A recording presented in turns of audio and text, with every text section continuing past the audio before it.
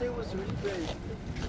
I really enjoyed it, and the time went so fast. Really, and it was really nice. And the people were also quite comfortable with, I think. I didn't have the feeling they were feeling too much uncomfortable. It depends. The guy sit in front of me, he was like, after a while he understand what we're doing, and then he started laughing and being like talking to his friend over there on the side of the train, and he's like at me like this, and like What? a bit rude. Like he would like point in front of my face, or I don't know. It wasn't beer, it was full of whiskey. He invited me, but He invited you. Thank you a lot. I already said to Thomas, I was really kind of afraid. I was afraid when you came with this idea, because I thought, oh God, your drawings, they look so good and I would be so bad in it. But then it's really, really nice, as always, when you just do it, you're like, nice. And as I said to Thomas, it's kind of interesting that even though I can't draw in a way, but you see it's the person in front of you, and I was really amazed by this somehow it's working. And that was interesting experience, and I straight away gave away my first 3 drawings. Oh really? Yeah. It was, For the whole time I only managed to give 2. yeah. No, the first 3 drawings, and it was like you said, it's like this one lady only watching their cell phone and nice. And this one guy was really, he looked at it and he didn't say anything or no reaction. He just took off his backpack, put it in and put it back on. That's why I was really, I want to give it away because it's so nice to watch how they react. Yeah. Yeah. Like you activate some sound, Yeah. and you see how they kind of behave. Mhm. Like, Yeah. No, really nice, and it was some kind of, tunnel, you're so concentrated and the time went so fast, and crazy. I wish I would have the same confidence in a group. Like when you draw alone in the U-Bahn, you just feel I feel often very uncomfortable. And I wish I would have the same confidence I had today, being with so many people doing the same thing. I really liked it. Yeah.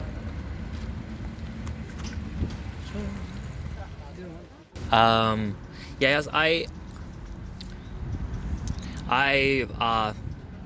almost only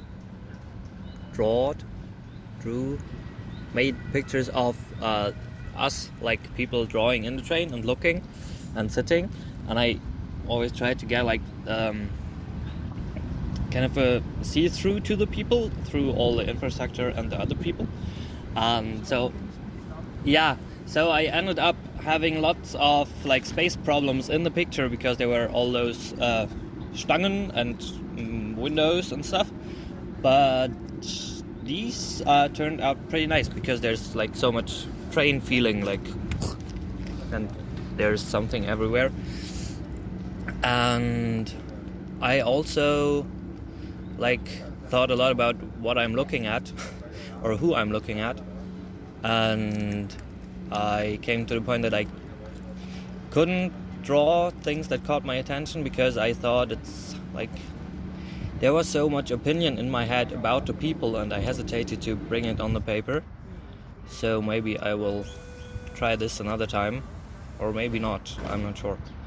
But I like this thing with the space in the wagon. Maybe I'll show you later 2 of the pictures. It's interesting when you draw a person, and I would be interested in how it is for you guys. Where do you start? Because each time it's so different. Where, on what point do I start on the person? I don't know, sometimes just on the glasses, sometimes on the mask, sometimes on the hair, eyes.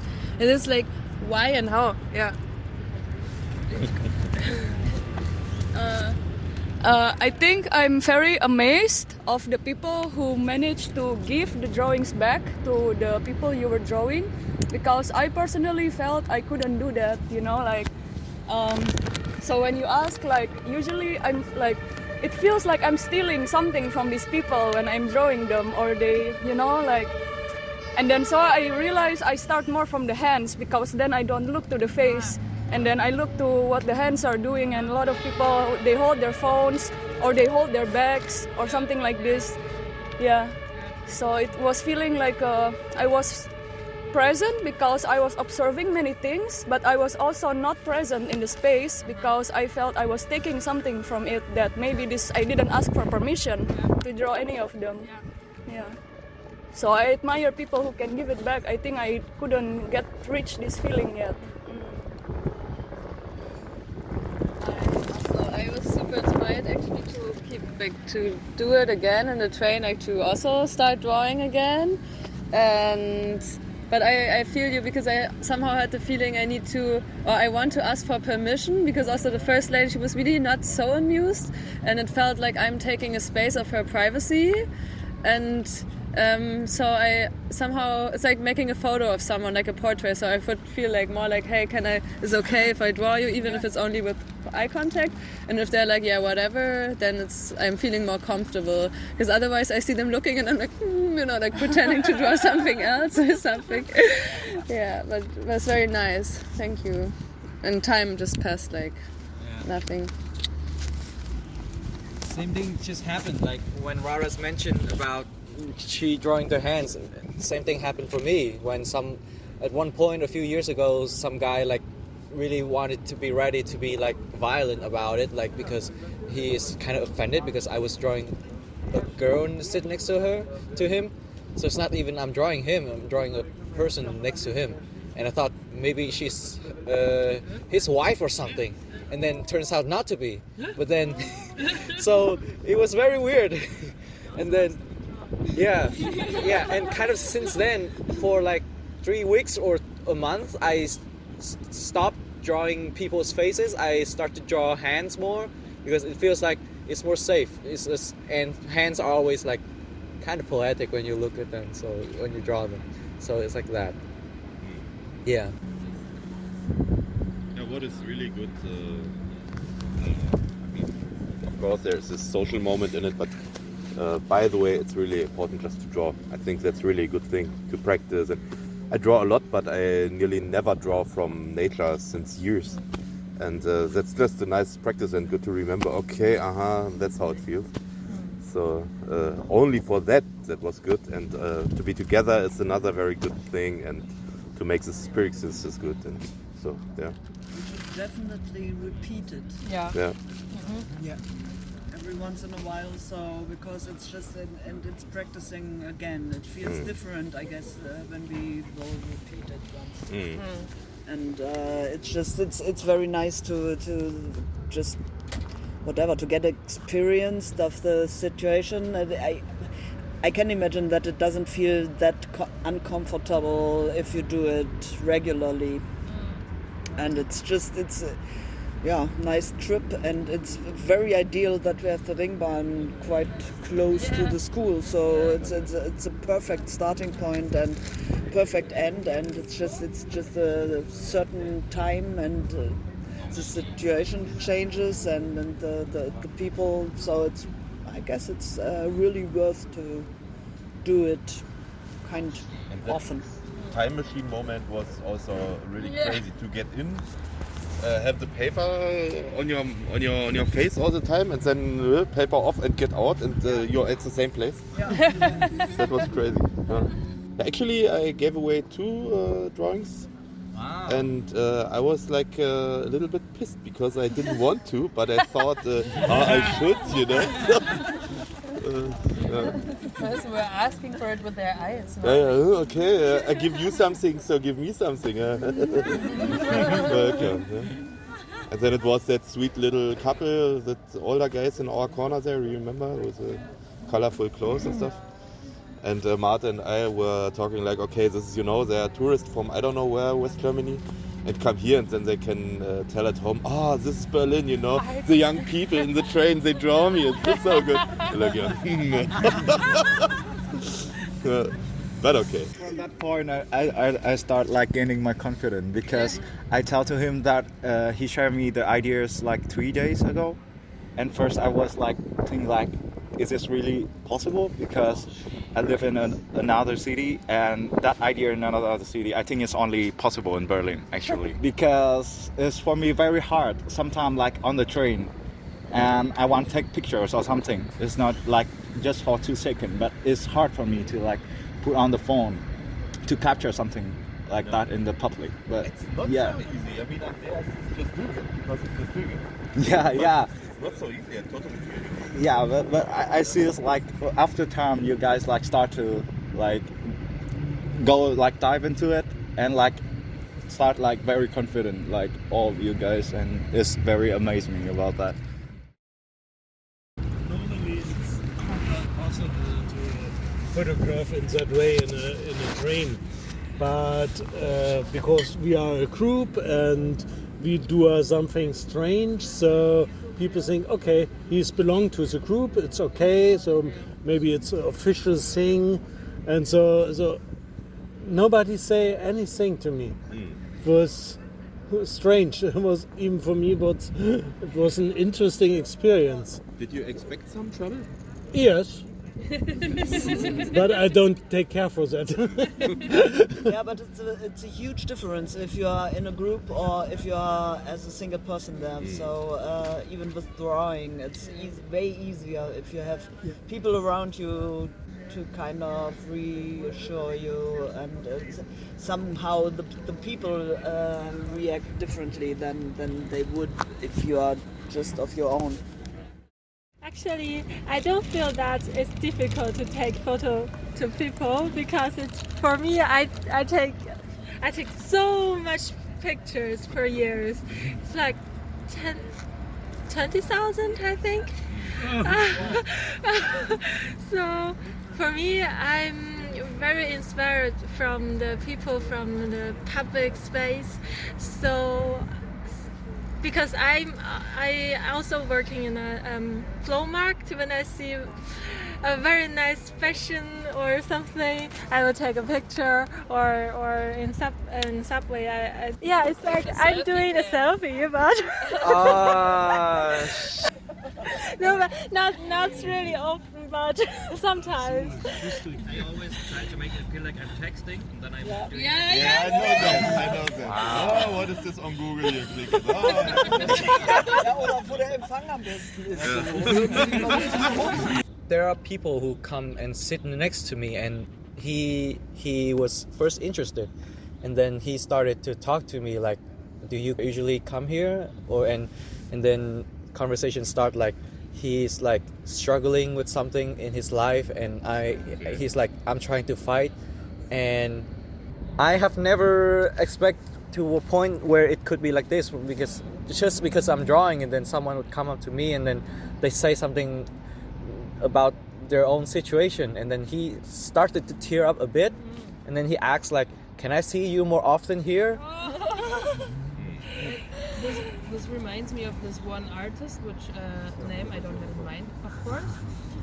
He had this opportunity in Hamburg in the underground U-Bahn to use like an old kiosk as an atelier space, and he had it I think for 3 months or 6 months.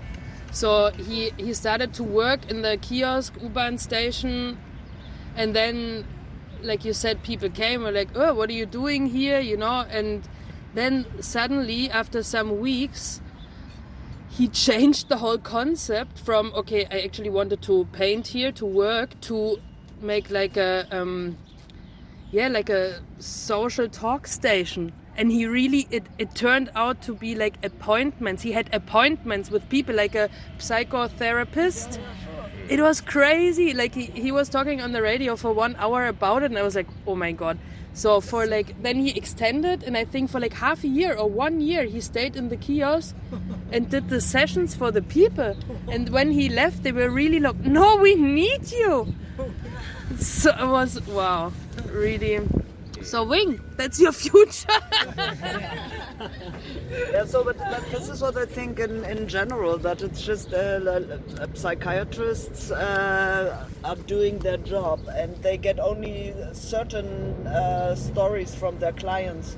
And if you are doing something totally different, like drawing or so, and sitting there, then people may be way more open than they were at a psychiatrist. So it's really something you need a twist to get people really involved and to open up, and not doing something what they think that you expect, because this is something what what I suspect somehow, that psychiatrists are just tearing out things from people, that they are just talking about what they think that the psychiatrist expects from you. So, and this is very different. If you are doing something different, it happens by accident. So they start talking differently than with a professional. I mean, I'm very touched. And even deeper. So it's the same level, you know. So you don't have this hierarchy of being here. Here I am. I'm a client. I have a problem, and you are there to solve this problem. But it twists already kind of the setting of this Feldversuch. And I think often when you draw, also you have like a very calm energy, like you sit there. Yeah, concentration. You're there. You're kind of stable. But you also listen. You're not on your phone. Like you're still accessible, but also you are very grounded and just like watching. And people might. And it's not dangerous somehow to talk to you if you're sitting there long enough. So. What can an artist do harm to someone? Stab you with pencil. Destroy your privacy. There is a gallery in the U-Bahn. I don't know if you know it. And it's called Transcendent. No, Trans etwas. Etwas mit Trans. And maybe we could exhibit there the drawings. Yeah, nice idea. What about? What, drawings or what? Yeah, the drawings of. Okay. Why not? It's like really nice. It's in the Zoologischer Garten. When you take the U9, you go downstairs and you are literally on the Bahnsteig, and there is the gallery. Like there is not the gallery, is a Schaufenster, is a vitrine. But I really see them. They could maybe our drawings could fit there, conceptually first, and also aesthetically would be nice. Also in some train station, this Schaufenster, like those vitrines, and very often they're empty or something super ugly is inside. At Hermannplatz also, like, who is designing this shit really? And yeah, I think it would be cool, like, to be in a space and to exhibit in a space where it originated from. Yeah, that'd be cool. Ja, das sind aber diese, Like displaying the drawings back in the train. Did you get to this point in the times you did it with the other people? Yes, with other 4 people, and it wasn't my idea. I just wanted them to draw with me, and then they started to say like, let's stick it on the windows and make it our little exhibition. And guy who's not very good drawer, so he decided to write a text about like, this exhibition is about us trying to figure out the relationship between the inside and the outside, or some blah blah and then he's sticking it there, so it's like, it's really like, so we have words and we have a text about our little exhibition and like that. And then I told him okay, let's go, it's our station now, let's pack up these things. And like, no, we're gonna leave the drawings here, don't clean up. So we went out, and right when we got out, like a group of people who know friend of ours, and then they're like, oh hey, you're here, but we're going out already, so but come in, we did something in here, you can visit our little exhibition.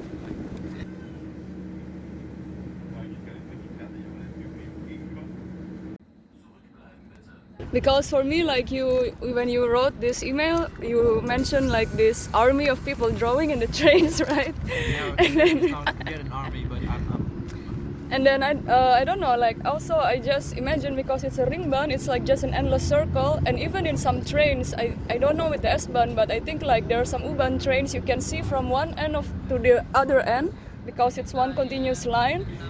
And then like I just feel like there is something very beautiful maybe of giving back to this space, what we kind of took or got from it. I don't know, like a kind of action intervention where it's on the window like one endless line from one end to another, and it's just like, I don't know, but it's just like a weird image in my head, you know.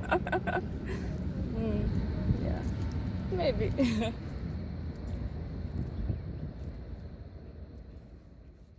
Someone managed to fill it up, so there are still back pages. So it's just would be very nice to have it first in the sketchbooks, and then just starting again with a different sketchbook or with the same if there's still space left, and then trying to develop it by itself somehow, and checking what it turns into.